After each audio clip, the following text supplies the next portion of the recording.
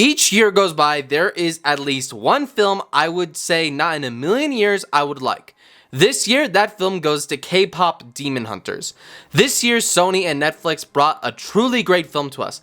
A film layered in fantastic animation and music, an interesting concept, and truly amazing characters. Now that the hype has died down a bit, I decided to watch it for the first time. I just let it sit with me for a bit and really think about it, and after all this time, I'm still thinking the same thing as when I was watching this film. Why on earth is this so good? So in this video, we are going to dive deep into everything this film did, to take a retrospective look into this film to see why it is easily the best animated film of the year. So let's start with animation, which is easily this film's strongest suit. The animation in this film is simply stunning. The style stands out from other animated films, which I find very rare these days. This could easily be thanks to the styles staying the same, like with Pixar films or even Illumination if I'm being honest. But none of that is here. Animation has evolved so much in recent years, and this film is proof of that.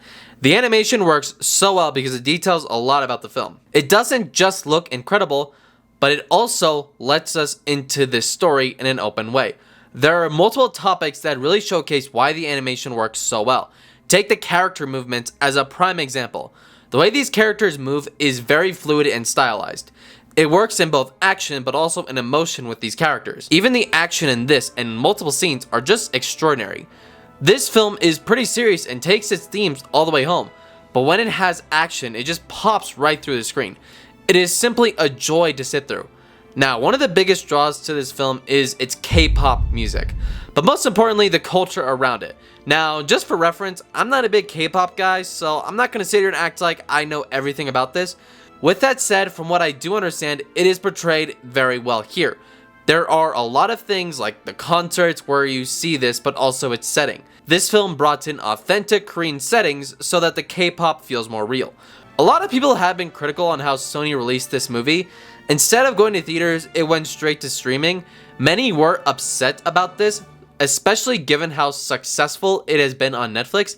In fact, it just recently became their biggest film yet.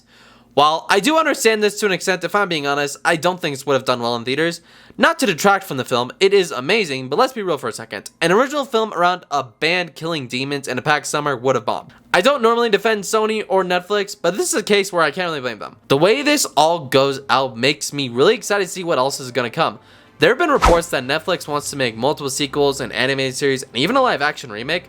Never would I think I would care about that, but that's how well things are done that I would love to see that as soon as possible. Anything they can do in this world, I'm down for.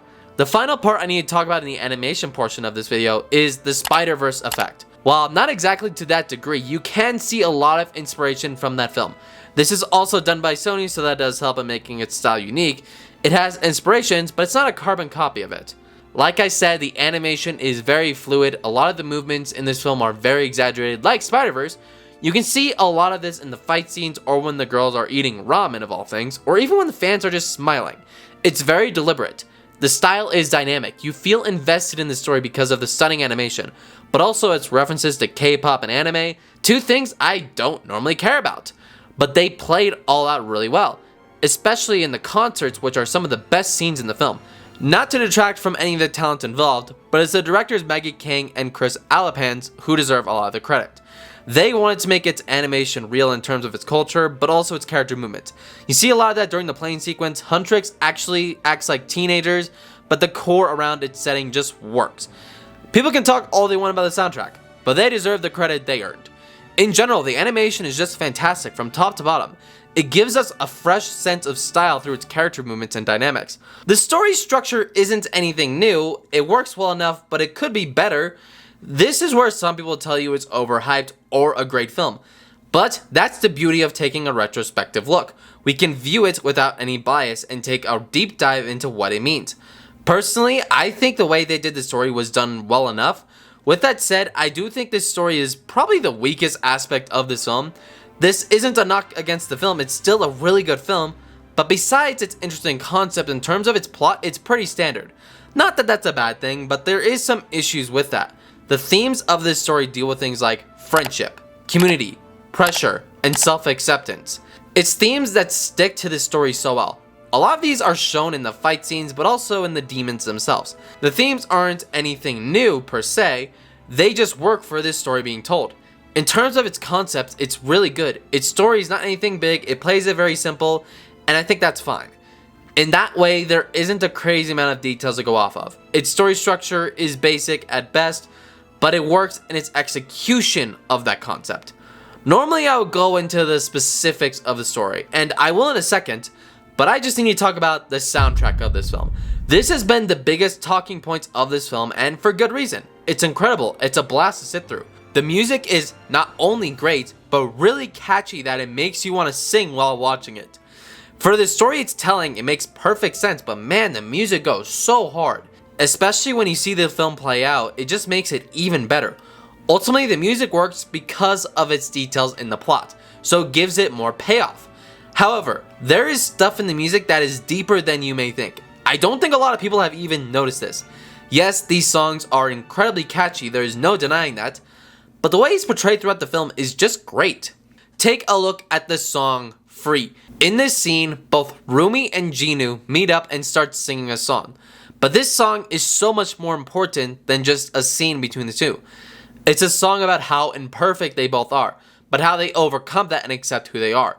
Even the opening song Golden says it all. This film doesn't waste any time. In a world where films waste time with origins, these characters are established, and Golden says it all, who they are exactly, but also where they will go. The music is story driven all the way through.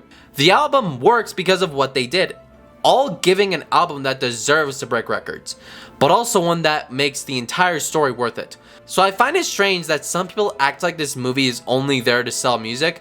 Not only is that false, but it tells you missed the entire point of the movie.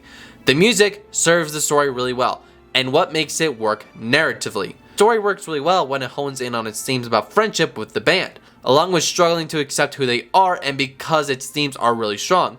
It also helps that the characters in the story are really likable. But we will talk about more of that in the character section. Trying to keep this story focused here. The themes don't miss the mark though. They go full swing. Even certain characters like Jinu are taken really seriously. There is some really dark, mature storytelling done here. Yes, it's a movie for everyone, but there are things that are very adult and you can see real meaning behind it. Not that it's a bad thing or ruins the experience. The dark themes are mainly around the demons anyway. The rest of the themes are done in more of a friendship and acceptance manner anyway. This is what I mean about its concept that makes it work really well. The idea of a supernatural band fighting demons to protect the world sounds really cool. They make it a driving force of the plot and it makes it really compelling. You believe the terror with how it's handled. I've seen a lot of people compare it to Sinners, and I think that's a fair comparison. There are a lot of similarities between the two. But I can't lie, this film does have some issues for sure. It's not a perfect 10 out of 10 masterpiece. Its pacing went really quick, so a lot of things felt very underdeveloped, such as some of the characters. It can be very predictable given its safe story, and its world building could have been a bit better. But other than that, this film is really good. When it comes to any film or show, the story is the most important thing. This film's story may be the weakest element of the film, but that wasn't what made the film work as well. Even then, it has a lot of intrigue around its themes and musical elements, but its rushed narrative could have been a bit better. Now, while the story for sure has issues, one thing overall this film got right were the characters of this story. Most of these characters work really well, even though some of them could have been better. The characters are extremely likable and relatable. It's here where the film stands out the best. It is these characters that make it work so well. So let's start with Rumi, who is by far the best character of this film. She is struggling to accept who she is along with how the pressure comes together. You really see a lot of this when she starts singing Golden for the first time and is losing her voice. She just got done with a tour and is struggling to sing again. It also doesn't help that a new boy band comes in to make things even worse. Then the character of Jinu finds out she is a demon and the two start to have a connection. There is a bit of romantic tension between the two, but none of that really comes to fruition. But the two really do work well together and help each other out.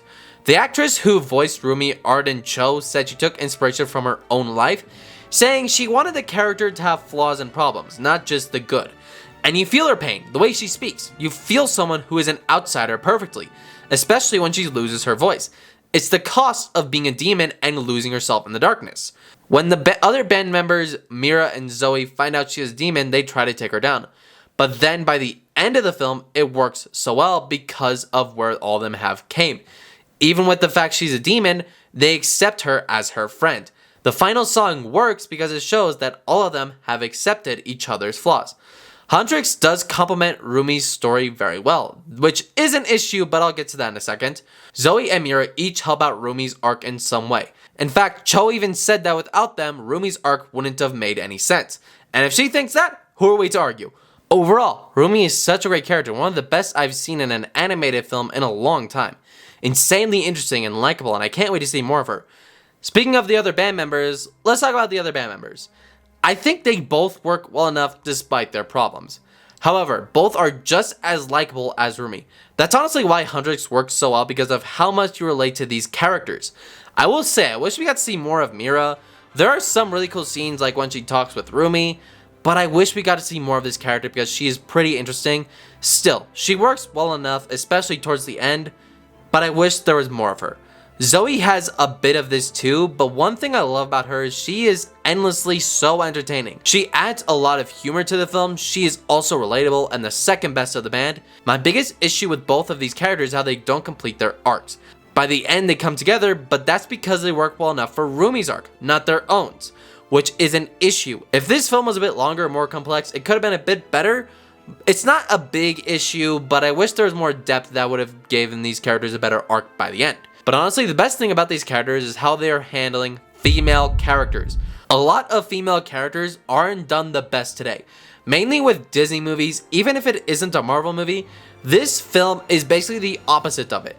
Don't get me wrong, badass female characters are awesome. There's nothing wrong with it. But the problem is, most do not do that. They just try to make nothing but girl power, without any real depth. If you want to make a strong female character, you need to have great writing.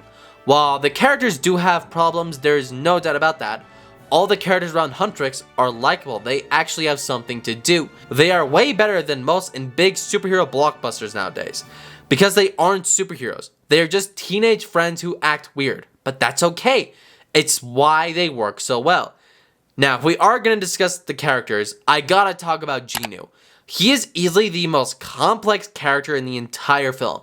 He is someone who left his family to die and became rich and a demon. He is not a good person when the film begins. So when he meets Rumi, it's a clear arc for him. But not just for him, but for Rumi too. They complement each other. Although he only did that to use her, it showcases how flawed he is in general. But when the final act comes, he has a redemption arc. He goes from betrayal to sacrificing his life. You actually see how far this character has come and it works so well. This is the thing with the characters, because some just feel rushed. But then there are ones that are just like Rumi and Genu that just hold it together so well. The characters are far from perfect. Some aren't used as much, but the ones that are just hold the film up so well. The characters are likable and have an arc, along with showcasing plenty of layers within the film. So let's ask the ultimate question. After 3 months, is it worth the hype it had? The answer to that question is yes, it is. This is one of the best animated films I've seen all year. I never even thought I would make a video on this after all. It isn't a film that sticks with you long after the credits roll, but is still such an entertaining watch. In conclusion, K-Pop Demon Hunters is a really good film. A film layered in its music and stunning animation, a story that may be basic, but with such a cool premise, and characters that can work really well. Even with some of its problems and its rushed narrative, it is such a good film that is aged so well, and if I'm being honest, it gets better the more you think about it. So, what did you guys think about K-Pop Demon Hunters? Let me know in those comments down below. Don't forget to hit the like button and subscribe to the channel so you don't miss future videos. But until next time, take care.